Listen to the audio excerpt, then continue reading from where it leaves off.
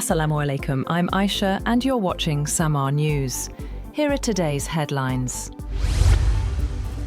The White House has said that President Donald Trump is discussing options for acquiring Greenland, including potential use of the US military, in a revival of his ambition to control the strategic island, despite European objections. The White House said in a statement that Trump sees acquiring Greenland as a US national security priority, necessary to deter our adversaries in the Arctic region. Greenland has repeatedly said it does not want to be part of the United States.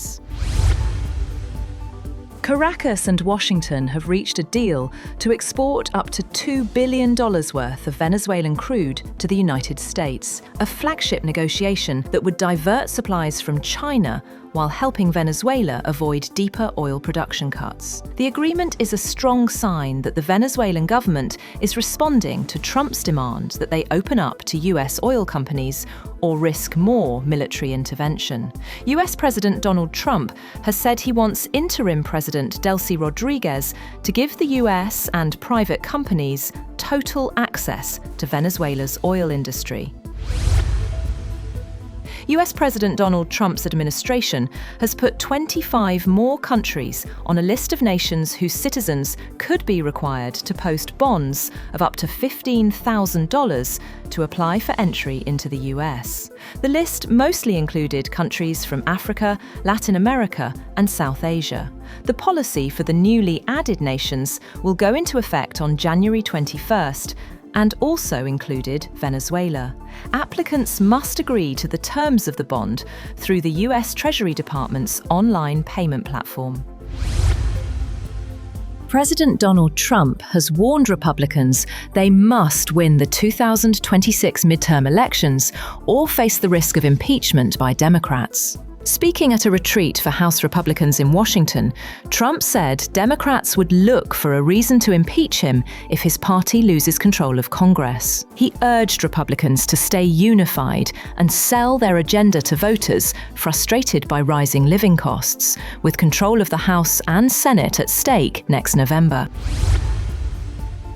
Japan has called China's ban on dual-use exports for its military absolutely unacceptable, amid a looming threat of broader curbs on vital rare earths in an escalating dispute between Asia's top two economies. Dual-use items are goods, software, or technologies that have both civilian and military applications, including certain critical minerals essential for making drones and chips. Japan's top government spokesman said a measure such as this, targeting a country, differs significantly from international practice.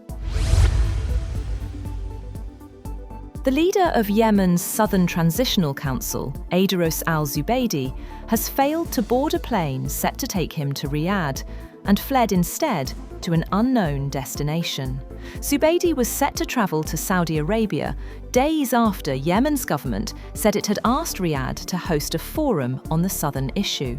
The Saudi-backed coalition in the country said a flight carrying a large number of senior leaders of the separatist group departed after a delay of more than 3 hours without Zubaydi and with no information on his whereabouts.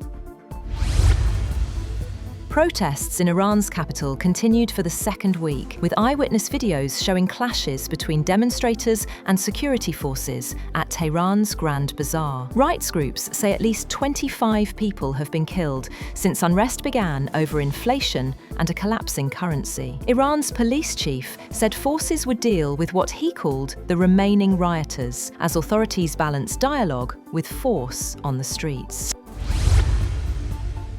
And freezing weather has swept across parts of Europe, forcing hundreds of flight cancellations in the Netherlands and crippling travel at Amsterdam's Schiphol airport. More than 400 flights were grounded as snow and ice disrupted operations, while all domestic rail services were briefly suspended after an IT failure. Passengers are facing long delays as forecasters warn another winter storm could hit later this week. That's all for now. For more updates, visit www.samar.tv.